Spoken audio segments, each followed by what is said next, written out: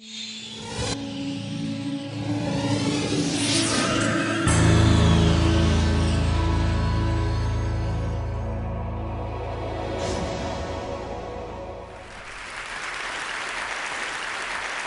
coined my own definition of success in 1934 when I was teaching at a high school in South Bend, Indiana, being a little bit disappointed and delusioned perhaps by the way parents of the youngsters in my English classes expected their youngsters to get an A or B. They thought a C was all right for the neighbor's children because the neighbor's children are all average.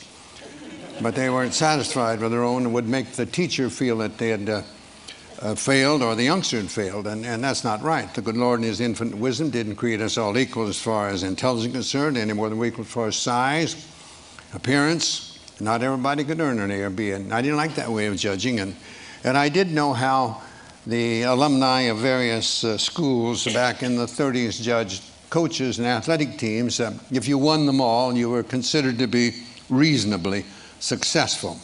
Not completely, because I found out we had a number of years at UCLA where we didn't lose a game, but it seemed that we didn't win each individual game by the margin that some of our alumni had predicted, and quite frequently I really felt that they had backed up their predictions in a more materialistic manner. But I was true back in the 30s, so I understood that. But I didn't like it. I didn't agree with it, and I wanted to come up with something that I hoped would make me a better teacher and give the youngsters under my supervision, whether it be in athletics or in the English classroom, something to which to aspire other than just a higher mark in the classroom or more points in some athletic contest. And I thought about that for quite a spell, and I wanted to come up with my own definition. I thought that might help. And I knew how Mr. Webster defined it as the accumulation of material possessions or the attainment of a position of power or prestige or something of that sort, worthy accomplishments perhaps, but in my opinion, not necessarily indicative of success. So I wanted to come up with something of my own. And I recalled I was raised on a small farm in southern Indiana, and Dad tried to teach me and my brothers that you should never try to be better than someone else. I'm sure at the time he did that. It didn't. Well, somewhere, I guess, in the hidden recesses of the mind, it popped out years later. Never try to be better than someone else. Always learn from others. And never cease trying to be the best you could be. That's under your control. And if you get too engrossed and involved and concerned in regard to the things over which you have no control, it will adversely affect the things over which you have control. Then I ran across a simple verse that said, "At God's footstool to confess, a poor soul knelt and bowed his head.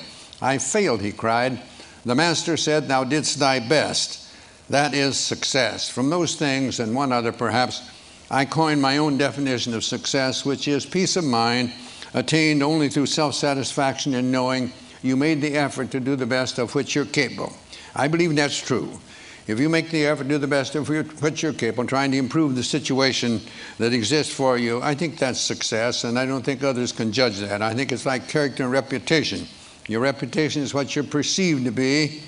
Your character is what you really are, and I think the character is much more important than what you are perceived to be. You'd hope they'd both be good, but they don't necessarily be the same. Well, that was my idea of what I was going to try to get across to the youngsters. I ran across other things. I love to teach, and it was mentioned by the previous speaker that I enjoy poetry, and I dabble in it a bit and love it. And there are some things that help me, I think, be better than I would have been. I know I'm not what I ought to be and not what I should be, but I think I'm better than I would have been if I hadn't run across certain things. And one was just a little verse that said, no written word, no spoken plea can teach our youth what they should be, nor all the books on all the shelves. It's what the teachers are themselves. That made an impression on me in the 1930s, and I tried to use that more or less in my teaching, whether it be in sports or whether it be in the English classroom. And I love poetry and always had an interest in that, and somehow, and maybe it's because Dad used to read to us at night with a coal oil lamp. We didn't have electricity in our farm home, and Dad would read poetry to us, so I always liked it. And about the same time that I ran across this one verse, I ran across another one that someone asked a lady teacher why she taught. And she, after some time, she said she wanted to think about that. And then she came up and said, they ask me why I teach, and I reply, where could I find such splendid company? There sits a statesman, strong, unbiased, wise, another later Webster, silver-tongued. A doctor sits beside him whose quick, steady hand may mend a bone or stem the lifeblood's flow. And there a builder, upward rise the arch of that church he builds, wherein that minister may speak the word of God and lead a stumbling soul to touch the Christ. And all about a gathering of teachers, farmers, merchants, laborers, those who work and vote and build and plan and pray into a great tomorrow. And I may say, I may not see the church or hear the word or eat the food their hands may grow, but yet again I may. And later I may say, I knew him once, and he was weak or strong or bold or proud or gay. I knew him once, but then he was a boy. They ask me why I teach, and I reply, where could I find such splendid company? And I believe the teaching profession, it's true, you have so many youngsters, like I think of my youngsters at UCLA, 30-some attorneys, 11 dentists, 10 doctors, many teachers in other professions. And that gives you a great deal of pleasure to see them go on. I always tried to make the youngsters feel that they're there to get an education, number one. Basketball was second because it's paying their way. And they do need a little time for social activities, but you let social activities take a little precedence over the other two, and you're not going to have any very long. So that was the ideas that I tried to get across to the youngsters under my supervision. I had 3 rules pretty much that I stuck with practically all the time. I'd learned these prior to coming to UCLA, and I decided they were very important. One was never be late. Never be late. Later on, I had certain things that I had the players, if we're leaving for someone, they had to be neat and clean. There was a time when I made them wear jackets and shirts and ties, and then I saw our chancellor coming to school in denims and turtlenecks, and I thought it was a little not right for me to keep this other, so I let them they had to be neat and clean. And I had one of my greatest players that you probably heard of, Bill Walton. He came and gets the bus. We were leaving for somewhere and to play, and he wasn't clean and neat, so I wouldn't let him go. He couldn't get on the bus. He had to go home and get cleaned up to get to the airport if he could. So I was a stickler for that. I believed in that. I believe in time, very important. I believe you should be on time, but I felt at practices, for example, we start on time, we close on time. The youngsters didn't have to feel that we're going to keep them over. When I speak at coaching clinics, I often tell young coaches, in the coaching clinics, more or less, they'll be the younger coaches getting in the profession, and most of them are young, you know, and probably newly married. And I tell them, don't run practices late, because you'll go home in a bad mood, and that's not good for a young married man to go home in a bad mood. When you get older, it doesn't make any difference, but so I did believe on time. I believe starting on time, and I believe closing on time. And another one I had was not one word of profanity. One word of profanity, and you are out of here for the day. If I see it in a game, you're going to come out and sit on the bench. And the third one was never criticize a teammate. I didn't want that. I used to tell them I was paid to do that. That's my job. I'm paid to do it. Pitifully poor, but I am paid to do it. Not like the coaches today, for gracious sakes, no. It's a little different than it was in my day. But those are the 3 things that I stuck with pretty closely all the time. And those actually came from my dad, and that's what he tried to teach me and my brothers at one time. I came up with a pyramid eventually that I'm not going to, we don't have the time to go on that, but that to help me, I think, become a better teacher. And this is something like this, and I had blocks in the pyramid, and the cornerstones being industrious and enthusiasm, working hard and enjoying what you're doing, coming up to the apex, according to my definition of success, and right at the top, faith and patience. And I say to you, in whatever you're doing, you must be patient. You have to have patience. We want things to happen to us. We talk about our youth being impatient a lot, and they are. They want to change everything. They think all change is progress, and we get a little older, we sort of let things go, and we forget that there is no progress without change. So you must have patience, and I believe that we must have faith. I believe that we must believe, really believe, not just give a word service, believe that things will work out as they should, providing we do what we should.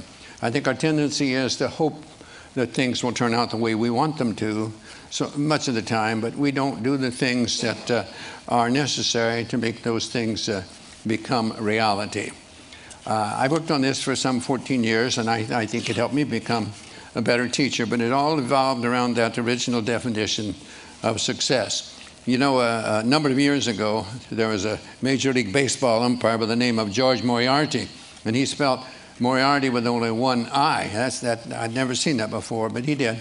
And big league baseball players, they're very perceptive about those things, and they noticed he had only one I in his name. And you'd be surprised how many also told him that that was one more than he had in his head at various times.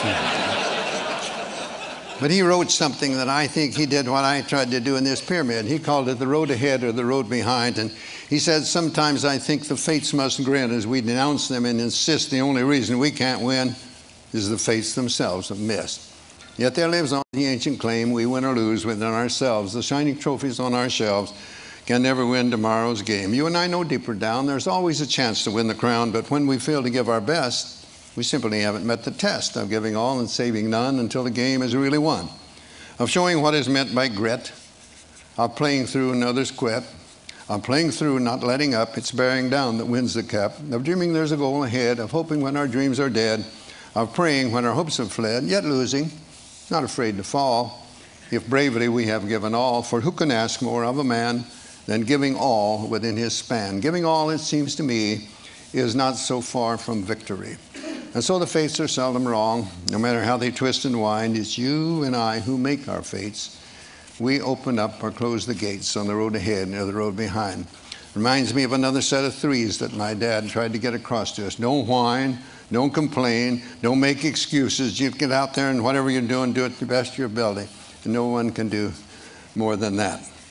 I tried to get across to that. My punish will tell you, never heard me mention winning. Never mention winning. My idea is that you can lose when you outscore somebody in a game, and you can win when you're outscored. I've felt that way on certain occasions at various times. And I just wanted to be able to hold their head up after a game. I used to say that when a game is over and you see somebody that didn't know the outcome, I hope they couldn't tell by your actions whether you outscored an opponent or the opponent outscored you. And that's what really matters. If you make your effort to do the best you can regularly, the results will be about what they should be. Not necessarily what you'd want them to be, but they'll be about what they should. And only you will know whether you can do that. And that's what I wanted from them more than anything else. And as time went by and I learned more about other things, I think it worked a little better as far as the results. But I wanted the score of a game to be the byproduct of these other things and not the end itself. I believe it was one great philosopher said, Cervantes. Cervantes said, the journey is better than the end. And I like that. I think that is. It's getting there. Sometimes when you get there, that's almost a letdown. But it's getting there that's the fun. I like to, as a basketball coach at UCLA, I liked our practices to be the journey. And the game would be the end result. And I'd like to go up and sit in the stands and watch the players play and see whether I'd done a decent job during the week. There again, it's getting the players to get that self-satisfaction, knowing that they've made the effort to do the best of which they are capable. Sometimes I'm asked who was the best player I had over the best teams. I can never answer that.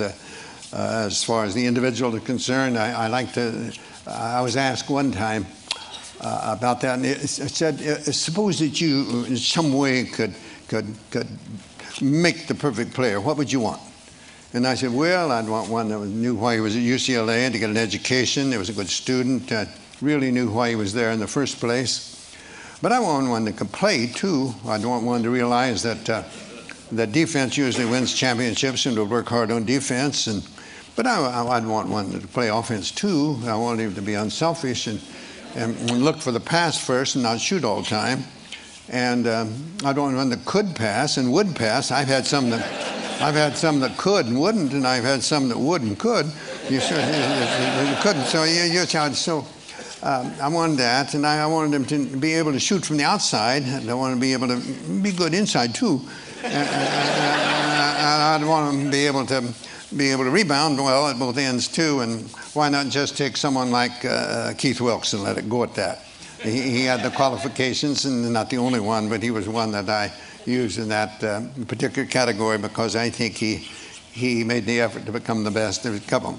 I mentioned in my book, They Call Me Coach, that two players that gave me great satisfaction, and it came as close as I think anyone I ever had to reach their full potential. One was Conrad Burke, and one was Doug McIntosh. When I saw them as freshmen on our freshman team, we didn't have freshmen, couldn't play varsity when I taught, and I thought, oh gracious, if these two players, either one of them, they're different years, but I thought about each one of them at the time he was there.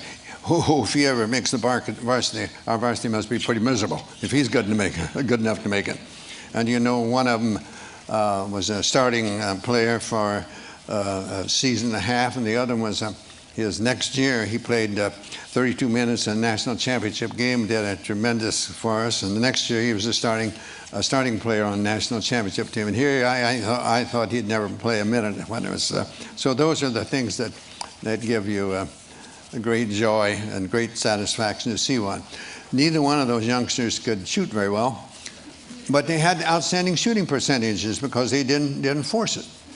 And neither one could jump very well, but they kept good position, and so they did well rebounding. They remembered that every shot is taken, they assumed it'd be missed. I've had two men that stand around, wait to see if it's missed, then they go, it's too late. Somebody else is in there ahead of them. They weren't very quick, but they played good position, kept in good balance. And so they played pretty good defense for us. So they had qualities that they came close to, as close to reaching possibly their full potential as any players I ever had. So I consider them as to be as successful as a Louis Alcindor or a Bill Walton or in many of the others that we had. There were some outstanding players. Have I rambled enough?